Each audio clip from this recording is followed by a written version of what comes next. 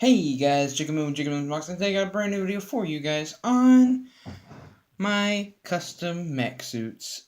This is something I've been wanting to do for a little while. I've been wanting to post some mechs, and so this is not going to be part of the, this is my normal schedule is a Transformer, Autobot, Decepticon, and then, something totally different. Well, this is part of the totally different. This is my mech suit. This is the steampunk mech, also known as Clockwork. And then this one is the G1 based Daniel from the Transformers movies back in the 80s. And if you haven't watched it, how dare you call yourself a Transformers fan? It's the best movie, I think. I haven't watched last night yet, but everybody I've asked about it says it's not good, so we'll see how I want to watch it, so we'll see how it goes. Anyways, here they are, and then this is the not minifig of the day, but I don't have a minifig that I want to show at the moment, so I want to go ahead and just show this little Transformer. This is Suck Up from Mindbender, and he holds a special place in my heart. If you look on my Mocpages, this is the very first upload I ever posted on Mockhub. Or, not Mockhub, but on Mocpages. If you don't know what Mockup is, check out the last video.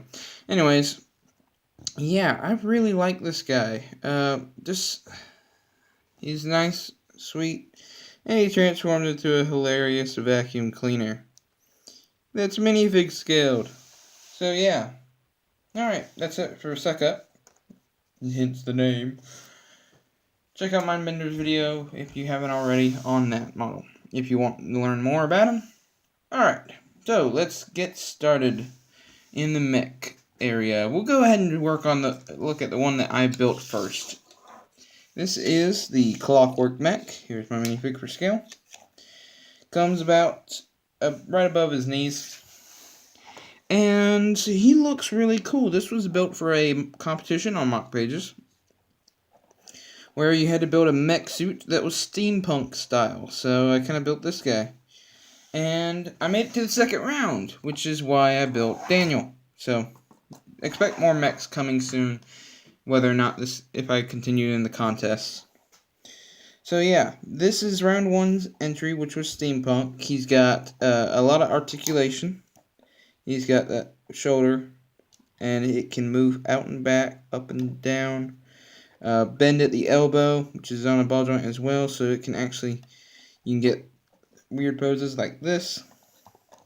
One of my favorite poses to set him in is something like this. It's one of my favorite poses to set it in. It's also got the feet. They have little gears on them and the golden toes. They're also on ball joints as well, so he's got a lot of articulation. Just in general, this guy is full of articulation. The only thing that don't articulate is the head, but that's because of its own reasons. Then the hand over here, it's got working fingers, and they can actually hold a minifigure. If I can find one real quick, I guess I'll hold me, which don't make too much sense, but there you go. So it can hold a minifigure in the hand.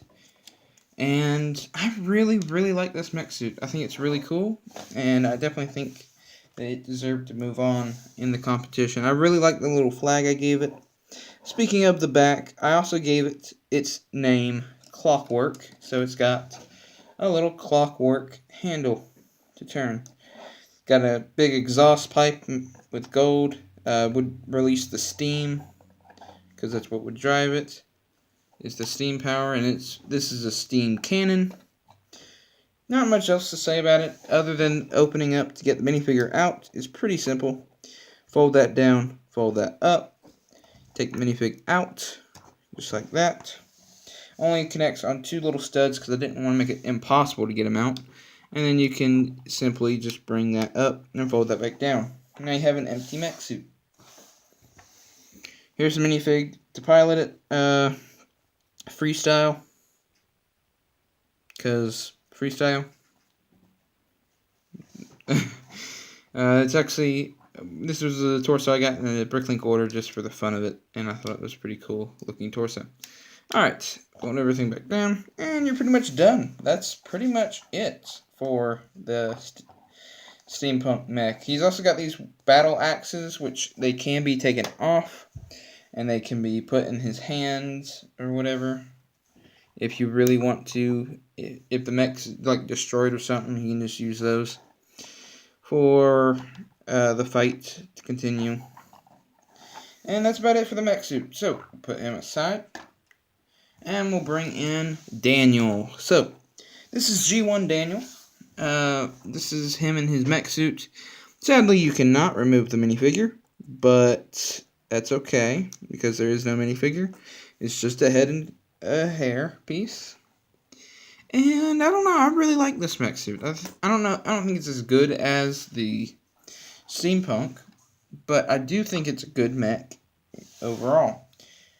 Again, for articulation, he's got a lot of it. He can move his knees, well, yeah, his knees forward and backwards. A good range. It stops right up there. Then on his arms, you can move them forward and back, hinge at the elbow, and then out, in and out. Head rotates, and that's about it. Alright. And yeah, that's about it, really. I mean, there isn't really that much to go over with this mech suit. From the back, he looks kind of plain, but you can definitely see the interesting techniques I used on how to get that to attach. Open him up. See how I use the waist piece I like to use. Alright, so let's transform him, because this guy actually does transform, unlike the steampunk mech suit. We're going to rotate these out. Rotate these back around, and then all this stuff just connects to each other. Alright, try and position those how they would work. Next, ooh, I can hear his back already breaking. No, get rid of his gun, which his gun does shoot, unlike the steampunk mech. It's just my basic shooting gun design. A tap piece, a stud shooter, stud, and then the lightsaber handle. Alright. Then you're going to fold his arms up and then bring them out. Make sure they're straight. And then bring the arms out in a way that they make sense. So, yeah. I'm going to bring the camera down some. But that's what he looks like in his car mode thing. Now, there is a way you can actually, I kind of prefer to pose him a little bit more upward, if that makes sense, where basically his head is a little closer to the way it was, because in the movie, his head was like this. And the problem with doing that is that in Lego, you can't really get that to work like that without doing a really strange technique, and it will give him like an open neck design. And honestly, I didn't want to do that. But the theme was for the second round was transforming, and so I think this is a pretty good representation of the G1 Daniel's mech. Now, his rear wheels do roll, but his front wheels don't. So if you actually move the arms to a certain position where the hands are touching the ground, instead of those wheels, you can actually get it to simulate that it's rolling, but the front wheels don't actually roll, so it's more just sliding. So yeah. I really like him in his mech suit mode a lot more than I like him in his vehicle mode, which is, I guess, to be expected with this guy. I mean, I've seen a couple online that did a really good job of representing both, but we'll go and transform him back just so I can show you some scale with him. I don't have an RC yet, but I do have. We've got Optimus, who is unsurprisingly, a lot bigger. We've got well, let's go ahead and bring in Steampunk as well, just to compare with Steampunk. Clockwork compared. Again, Optimus is a lot bigger. Get rid of Optimus. Bring in Daniel back. Here's Soundwave with Daniel. Now, I actually think these two are in scale. I actually do, so you can put in the comments below whether or not you agree with me. Let's see, Steampunk. I would say the same thing with, well, nah, not with the Steampunk. Alright, next we can bring in Omega Supreme, or both of them, I guess, if you know what I mean. If you know what that's from, it's from the last video. Definitely, please check it out. Would really appreciate it. Alright, next with Starscream, who is a lot bigger. Bring in Daniel just in the center there, just to make sure you get the idea.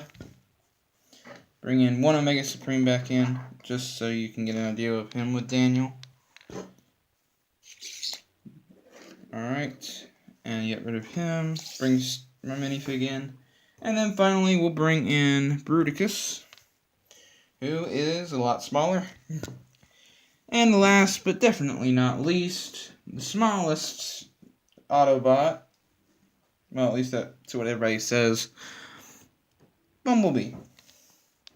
And you know what? They look pretty good. I definitely like having all my Transformers on display, and maybe quite soon I can actually give you an idea of what my shelf actually looks like. So, that's it for this video, and please like, comment, and subscribe, as I really appreciate it. And outro. Hey guys, so if you really enjoyed this video, and you want to see some more of my Transforming mocks, check this side, right here. You can see all my Transformers playlist. If you want to see some unboxings, including the Mock Hub announcement, definitely check out over here. And if you want to subscribe, please subscribe right here. Definitely would appreciate it. And thanks for watching.